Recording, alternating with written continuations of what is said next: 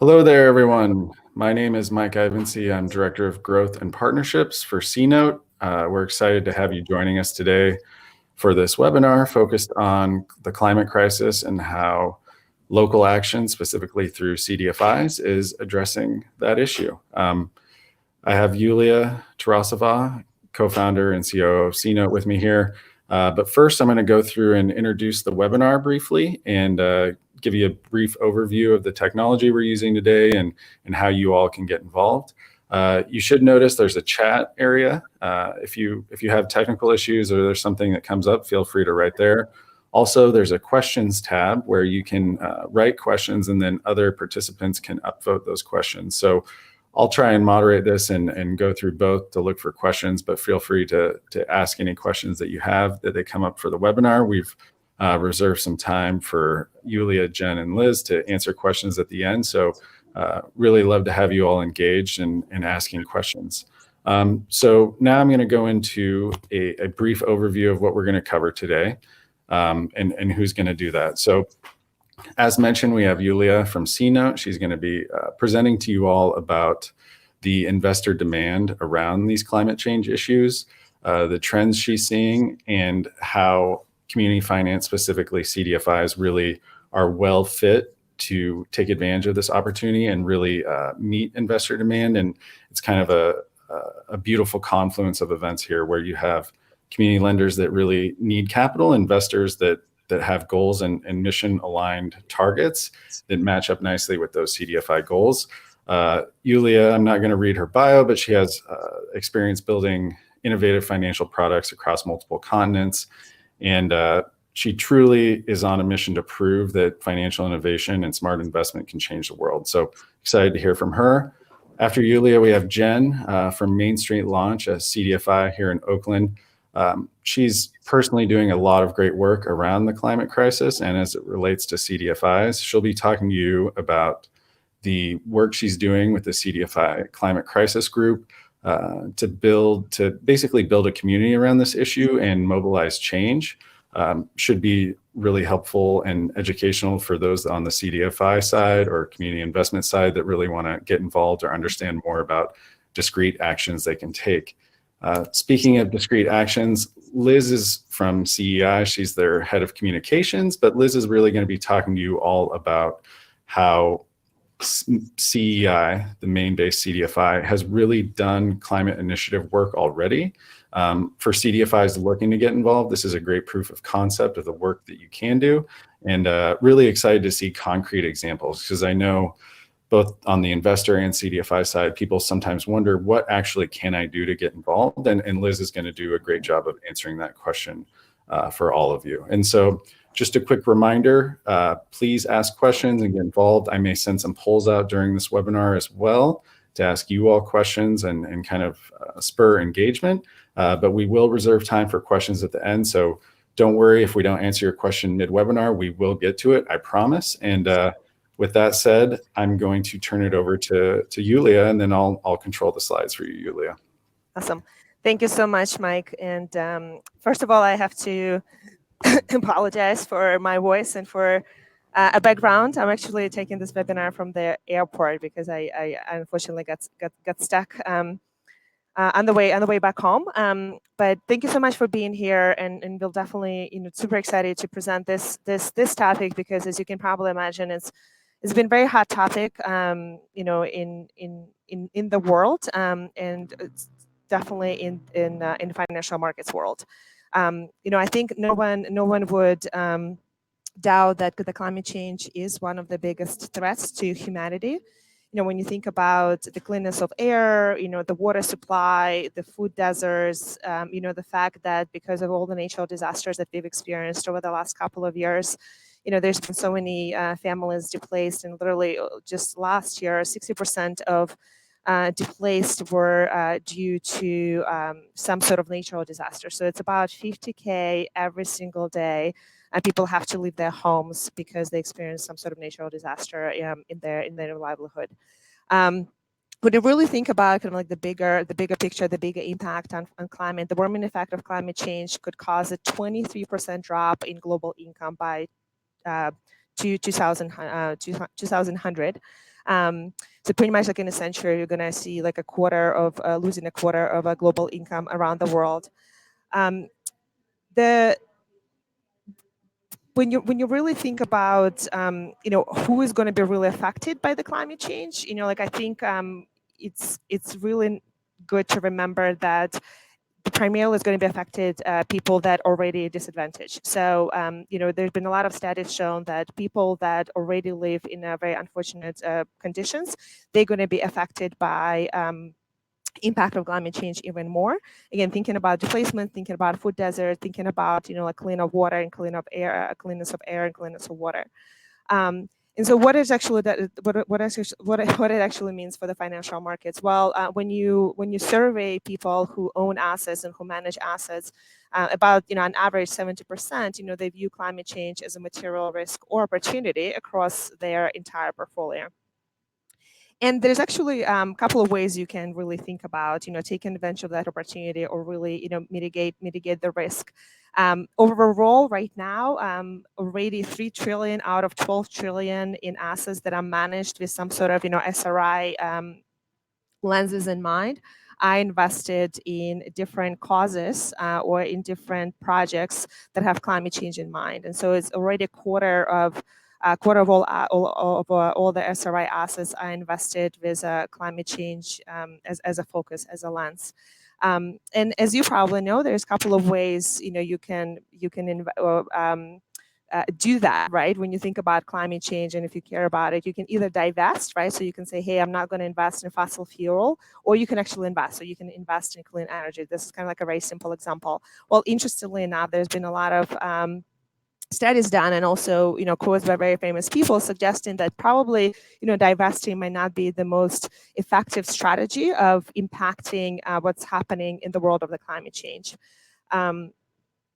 Mike, can we go? Okay, awesome. So for the benefit of this presentation, we're just going to be focusing on the fixed income world. Fixed income world is a very unique, because I think this is like a very unique opportunity to really have a direct impact, like in a certain area. And looking at this chart, you can see how the market has really been growing rapidly, over the last couple of years. And the good thing to note is that even though the market has been growing, the supply has been growing, the demand is actually growing even faster. So every time we hear about the green bond being issued or sustainable bond being issued, it's actually being absorbed by the markets in seconds. And green bond is probably something that people hear again and again. And so this chart just kind of like gives you a little snapshot back in time on how green bonds market really started. Green bonds really got created to fund projects that have positive environmental, climate benefits. And it was in 2007 when the first issue was presented to the market. The World Bank was the first one who actually issued the green bond. And then since then, it was just like a market growing across, the municipalities, across cities, across, corporates. And now there's different, flavors and kinds of green bonds available out there. And right now, there's about 500 billion in green bonds outstanding, and some research firms show that just in this year alone, 2019, the issuance of green bonds should actually hit 200 billion. So again, it's a really good number to keep in mind, that the demand and the supply just keep growing. So we talked about green bonds, but as you can probably know, there's not just green bonds available out there if you really want to invest, with climate change in mind in a fixed income space. Like you can think about corporate bonds from sustainable solution providers. Like I think we mentioned like Solar City, right? Someone who is actually like operating in a space of clean energy.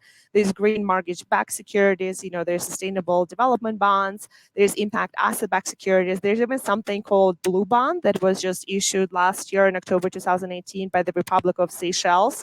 And the idea behind Blue Bond is to raise funds to work on the projects that connects to the ocean, to the ocean health and to the ocean sustainability. I think the wild card is the last item on this slide is community investment notes. I think what we don't really think about is that, CDFIs that many of us know about, they actually have been doing work in this space for a really long time, but maybe we just have not known about them. Typically when we think about CDFIs, we think about them as financial institutions dedicated to financial inclusion, dedicated to affordable housing, dedicated to kind of closing the gap, in wealth and really serving disadvantage. And so when you think about impact themes that they're touching, it's a lot about, poverty, it's a lot about, job creation, again, affordability, and et cetera. But the discovery that we've made, like at CNote, when we start working with CDFIs and when we really start going deep on different initiatives that they're working on and different impact themes that they're touching on, to our delight, we discover there's actually so much more that they do outside of just kind of like the basic definition that we all know of. And the last slide of the presentation is kind of like gives you an idea of kind of like this is like all the multiple themes and multiple areas that CDFIs touches, and more and more we start discovering that something around climate, something about water, something about food, something about clean energy, recovery, sustainability, like all those terms and all those impact themes keep coming up in our conversations. And so today, the purpose of this presentation really gives you it's to give you a flavor of all the different projects that CDFIs are involved, all the different initiatives that are happening in the world of CDFIs right now, and also where CDFIs are planning to go, understanding that the populations that they're serving, they're going to be literally the first one. They're going to be affected by the climate change, and so what are the role that they play to make sure that they are well prepared to fight those negative consequences of climate change. So with that said, I'm going to pass it to Jen, and she's going to go into more details on the state of CDFIs right now when it comes to climate change initiatives and where they're going. Thank you, Jen. Great. Thank you, Yulia. And thanks to CNote for putting on this webinar and bringing attention to the crucial issue of the climate crisis. So I will pull up my slides.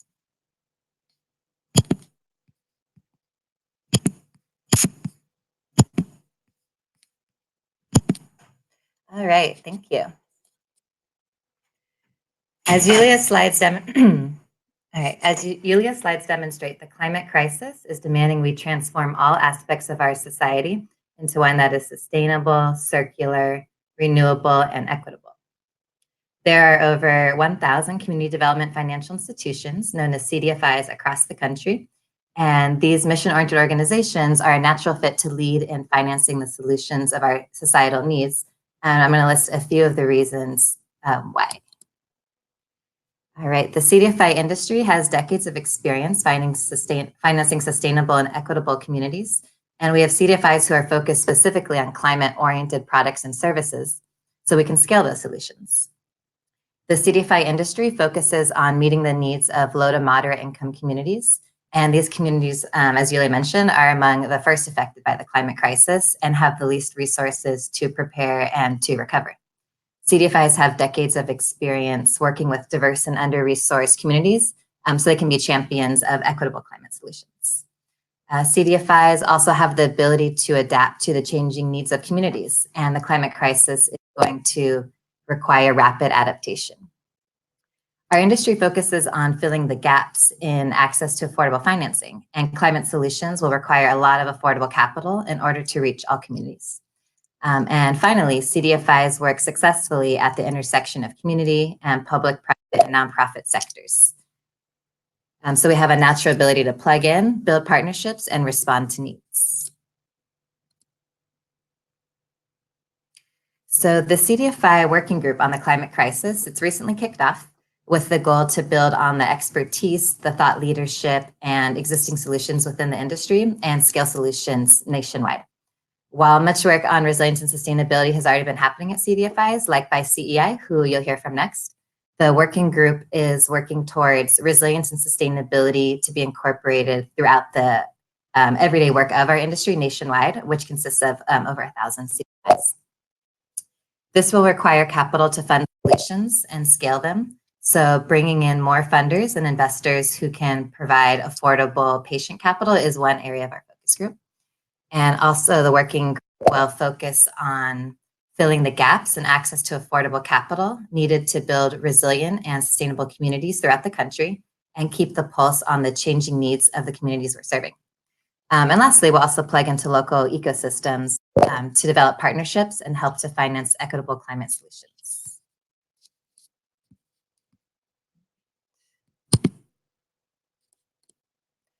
So here is the current draft working group structure. We're in the middle of finalizing the structure. So it will look something like nationwide. Hey, Jen, I'm going to help you out here. We're getting some feedback that your slides aren't showing full screen, so I've shared them for you, and then you just tell me when to move forward, okay? Okay, great. Perfect, and I'll hop back off. Thanks. All right. Great. So the current structure we're looking at is nationwide groups, regional groups, and stakeholder captains. So the nationwide groups can congregate by product and by capacity development area. So by products, we have three main borrower categories, which are consumer, commercial and facilities, and mortgage.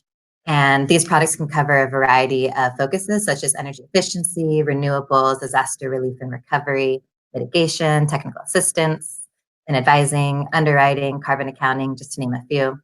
And the capacity development groups would be including policy advocacy and research, funding, so bringing funding needed to support these solutions nationwide, communications and awareness of the climate crisis and ways to take action, and then a group on CDFI internal operations and strategy so that CDFIs can bring a climate lens to the way that they operate.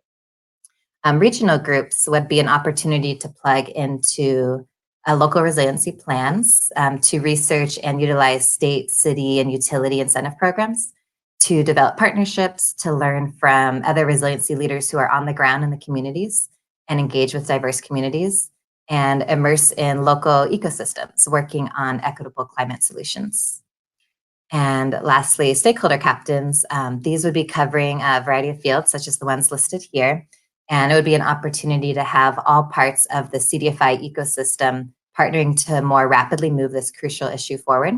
So they can update us on what's happening around climate in their field, if there's any partnership opportunities, and if there's opportunities to bring awareness and action to their field that we can be a part of. Next slide, thanks. So on this last slide, I listed a few of products and initiatives happening at CDFIs. This particular list is categorized by capital products, sustainability, and advising and advocacy. So they cover a variety of solutions, as there are so many aspects to addressing the climate crisis, such as mitigation, resilience, disaster recovery, energy independence, infrastructure, renewables, green jobs, reducing carbon footprint. So as you can see here, to name a few, there's loans for disaster relief, loans for energy efficiency and renewable energy, on-bill home energy loans with partnerships with the local utilities, a green deposit product to fund loans with environmental impact, state partnerships to invest in clean tech businesses. With sustainability, we have adding underwriting criteria to include environmental impacts, looking into carbon accounting of our portfolios, among advising curriculums on energy efficiency, consulting on the transition away from fossil fuels, advocacy efforts, and a toolkit on multifamily housing retrofits. So this working group would love more participants and would love to bring in investors to help fund climate solutions. We'd like to explore partnerships and collaborations as the climate crisis is an all hands on deck situation. So please don't hesitate to reach out to me. My email's here. Thank you all so much for your time today. And then I'll introduce our next speaker. So our next speaker is Elizabeth Rogers. She's the Chief Communications Officer at Coastal Enterprise, Inc., also known as CEI. Liz oversees marketing, communications, and investor relations for CEI, which is based in Maine. And they're a CDFI recognized for innovative rural business development, investment, and policy advocacy. Thanks. I want to thank Jen and Julia, and just thank you to C-Note for hosting this webinar today. We have a lot of work to do together, and it's great to be in partnership and in communication with both of these entities and also all of you on the phone. So thanks for joining in. CEI is a CDFI based in Maine, and for over 40 years, our rural roots have defined the way that we invest in businesses and products. Maine has the third longest coastline in the country and more trees than any other state. And Mainers live and work very close to the environment. And I can tell you this morning, I was feeling it because it was 15 degrees when I walked out the door. That's cold, but we are also feeling the impacts of climate change in our everyday lives. Maine's economy, like other rural regions, is made up of small businesses that are dependent on our natural resources. And that means that sustainability is in our DNA here at CEI. We believe that the most important thing that we can do to tackle climate change is to help build resilient communities. CEI uses a range of financing tools to meet the needs of our rural markets. You've heard quite a bit about CDFIs. If you're new to CDFIs, essentially what we do is we aggregate capital from many sources and then invest directly in communities.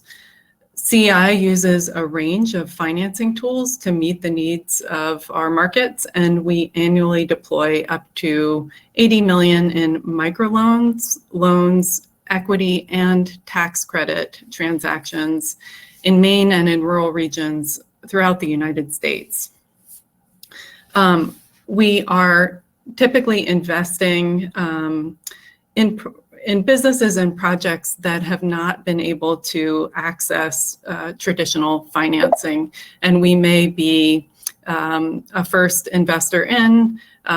We love it when our businesses graduate to bank financing or other kinds of financing, but we are able to take a risk that traditional financing entities may not be able to.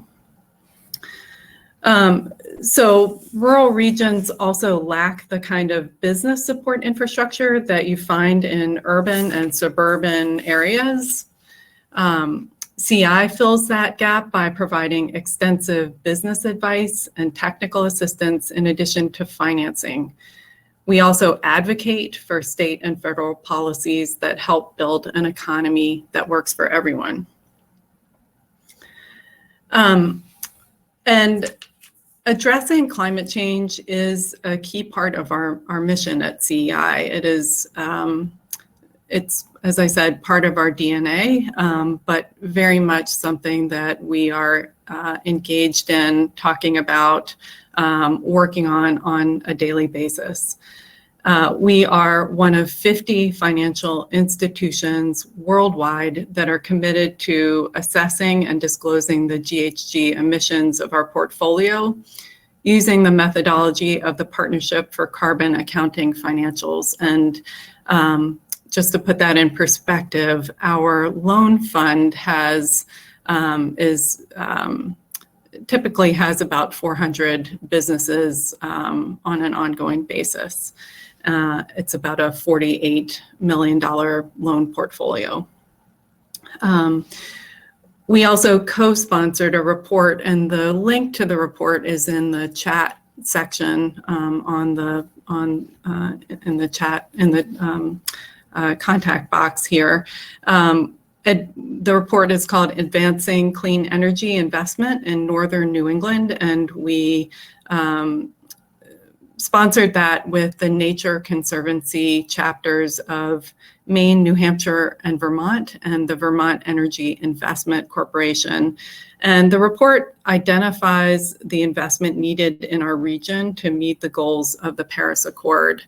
That report is helping us, is one of our inputs as we try to target our investments more strategically. We also recently launched Bright Community Capital, a renewable energy financing subsidiary, and our headquarters are LEED Platinum certified, which is something that we are proud of. We do try to walk the talk here at CEI as well.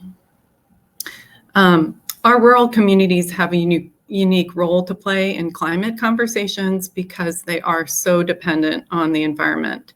And politics aside, people in rural Maine are seeing climate change impacts and starting to address those challenges themselves. And so we are here to lift them up and help them meet those challenges.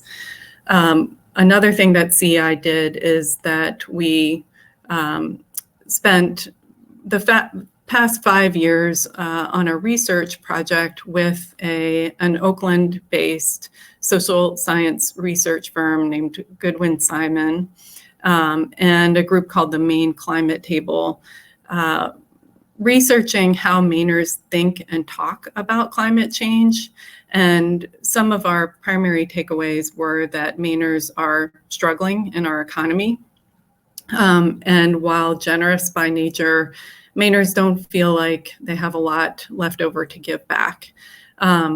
They also, these are rural and more urban area folks in Maine, feel that climate change is an elitist issue and that a lot of the solutions benefit the elite. And so that has led CEI to really try to focus our climate solutions and also support other solutions that have shared community benefit.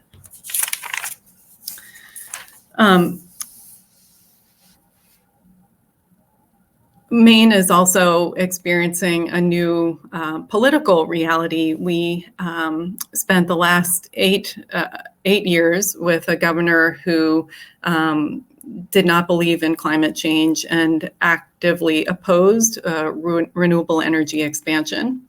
And you may have heard that Janet Mills, our current governor, recently spoke before the General Assembly of the United Nations, pledging that Maine would be climate neutral by 2045. Now, we hope that that happens a lot more quickly. But it does give us a platform and an opportunity to really dig in deep with some of the things that we're working on. And so the slide in front of you highlights some of the ways that we are engaging our communities. We're teaching fishermen the art and science of aquaculture. The Gulf of Maine is the fastest warming body of water in the world. And we have seen our fisheries decimated over the years, and are also seeing our lobster catch begin to move north. Lobster accounts for about 90% of our fisheries, and that lobster catch is down by 40% already this year. If that fishery, the lobster fishery, were to collapse, it would really have a massive impact on our coastal communities. So one thing that we've been working on for a long time is helping fishermen learn to grow and harvest scallops, mussels, and seaweed. And not only is that helpful in creating more diverse income streams for fishermen, but it's also helping to create beneficial ecosystems in the water. And so that's an exciting, very high mission part of the work that we do.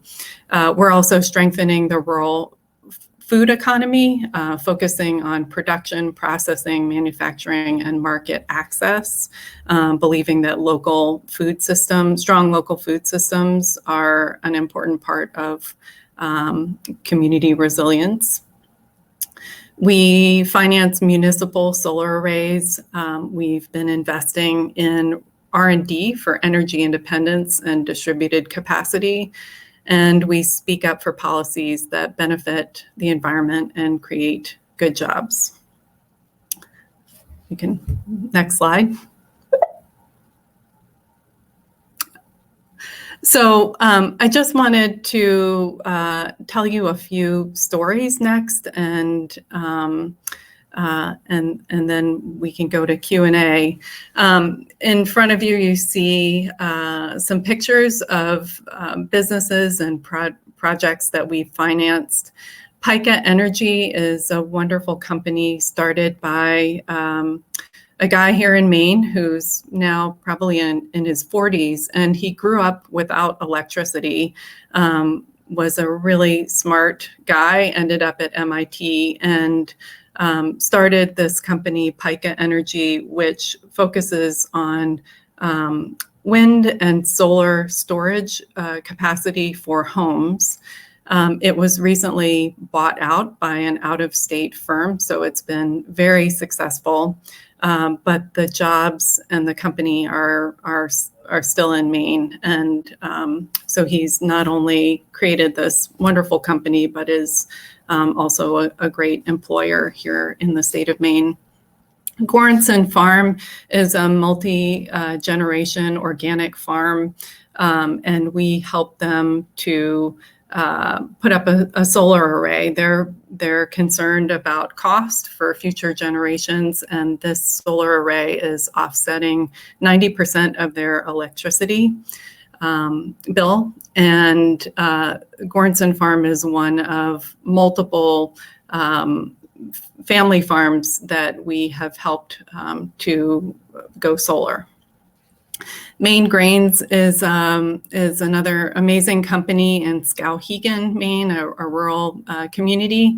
And the founder of Maine Grains recognized that part of the challenge in rural economies is that we create wonderful goods and products, but they often leave the state before value can be added to those products. So she is milling organic grain from Maine farmers and adding that value and sending the flour on to businesses throughout Maine, but also in Boston and New York. So creating access to markets for this grain and part of strengthening that local food economy.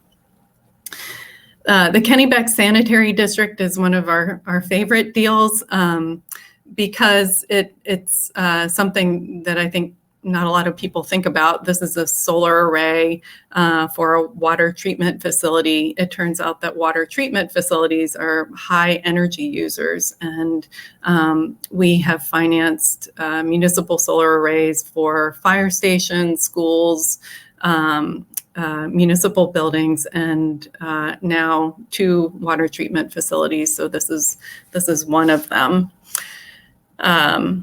The next picture is Ocean Renewable Power Company, and they are a really interesting company here in Maine that focuses on tidal power, and the machine turbine that you see in the picture was recently sent to a remote community in Alaska so that they are now able to generate their own electricity. And finally, Bangs Island Mussel is a business. We're working closely around the quality of their jobs as they expand rapidly and begin to grow scallops and seaweed and focus on sea farming instead of fisheries. So I just wanted to say these are a handful of probably the 80 plus loans and investments that we make every year. And we are always looking to partner with many others, investors and colleagues. We co-invest frequently with banks, with other CDFIs, and we really want to keep partnering so that we can scale this work that we do. And I'll stop there.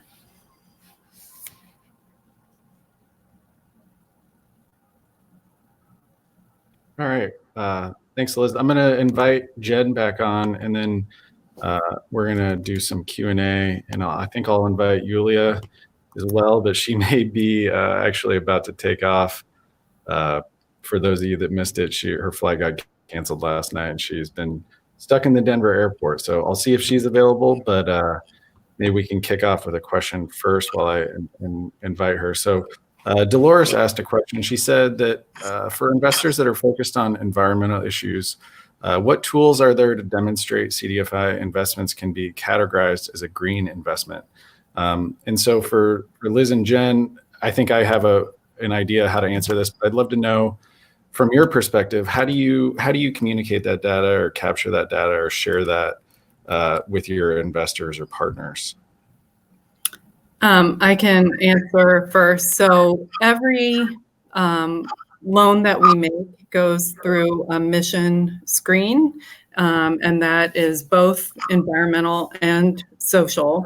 I think for every investment within a portfolio, there's a continuum of social and environmental benefits. So some maybe have more of a focus on jobs creation or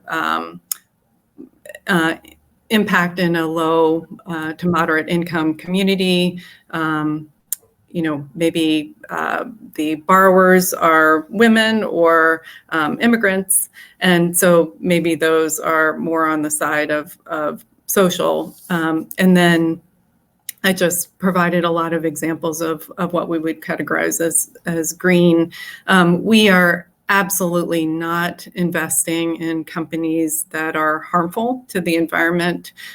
So we are screening as the deals come our way. I think that that matrix is something that we can share, but I don't know that there hasn't been a standardization across the CDFI industry as to what categorizes a green investment. So Dolores, I hope that is helpful. Yeah, and then Jen, do you have anything? I have some ideas, but I'm opening it up to you if you have anything you'd like. Just quickly add that that's a topic of the working group, and things like adding new underwriting metrics will be helpful for our borrowers across the country.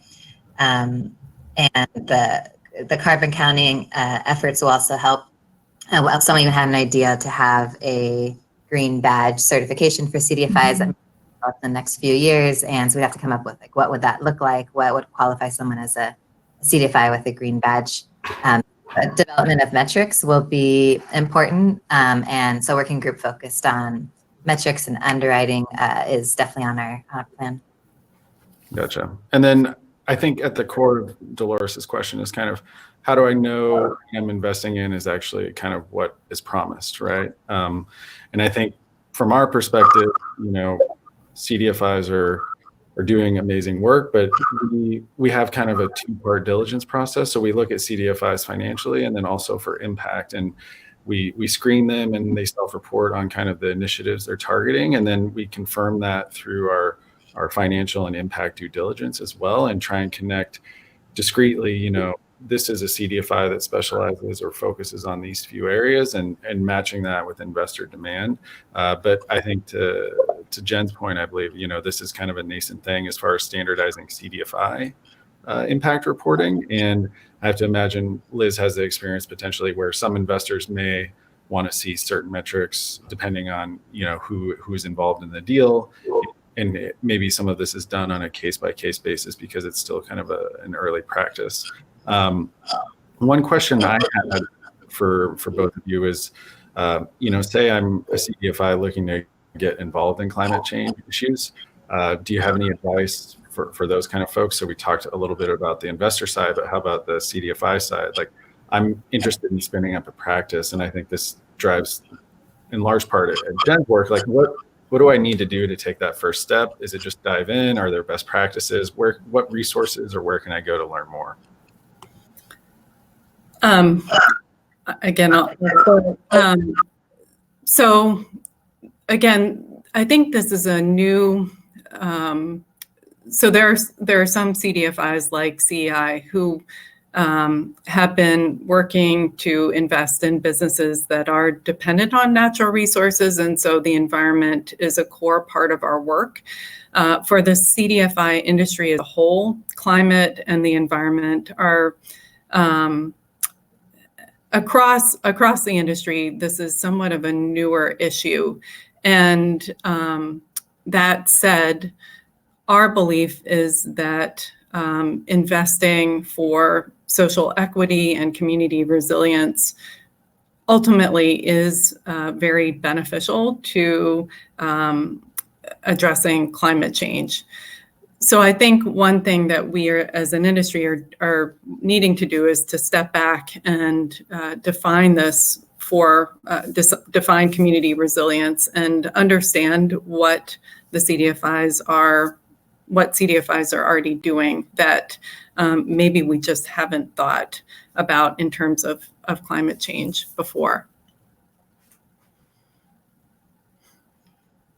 Yeah, and that's one of the goals of the working group is to bring together CDFIs like CEI who have been working on this for decades and connect them with CDFIs who would like to produce the same solutions in different geographies and to brainstorm how we can adapt the solutions to where they are.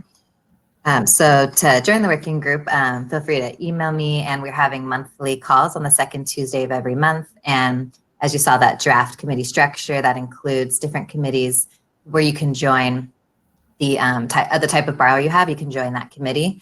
And that would be a great way to plug in and start learning from the CDFIs who are already deep in this work and others who are newer but want to scale existing solutions. Great.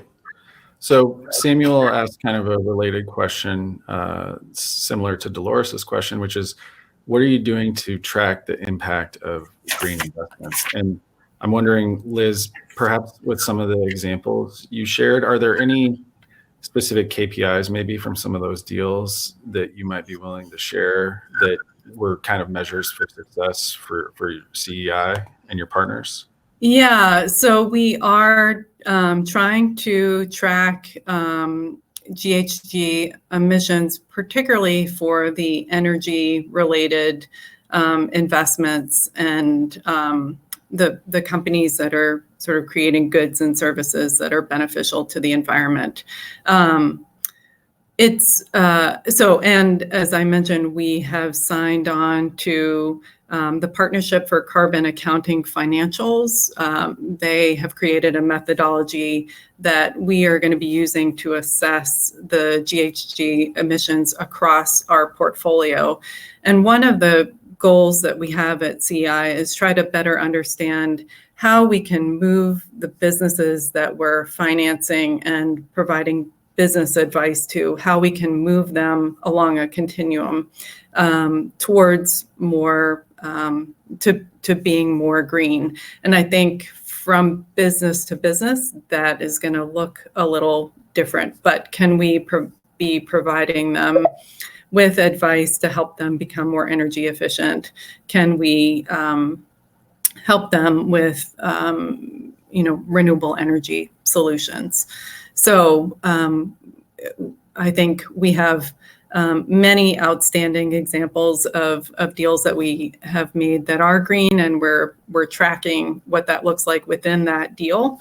But across our portfolio, we want to be trying to measure the change that we're hoping to see. So it is a work in progress. Yeah, and I think the challenge too is the lens that an investor or partner on these deals may be looking through may be slightly different than the lens the CDFI is using. I think there are hopes for a common vernacular, maybe the Sustainable Development Goals from the United Nations, maybe those kind of standardized frameworks, and that's kind of how we talk about impact. But I think sometimes it's going to be outcome or SDG specific, where you'll have to look at the specific deal and say, well, these are the ways we're going to track success here. So I think it can be a little nuanced and challenging. Looks like Maya just asked a question. She says, I'm a behavioral scientist working on moving consumers to sustainable deposit accounts. what role do you see CDFIs playing in providing sustainable deposit products to consumers who may not have the necessary capital for larger, high capital investments? I think it's a good question. That's a great question. And so CEI doesn't have individual depositors. I am thinking about the network of industry members that are credit unions. And I think there are opportunities there with credit unions. And I don't know off the top of my head, but of a name, but I believe that there are some that are sustainability focused. I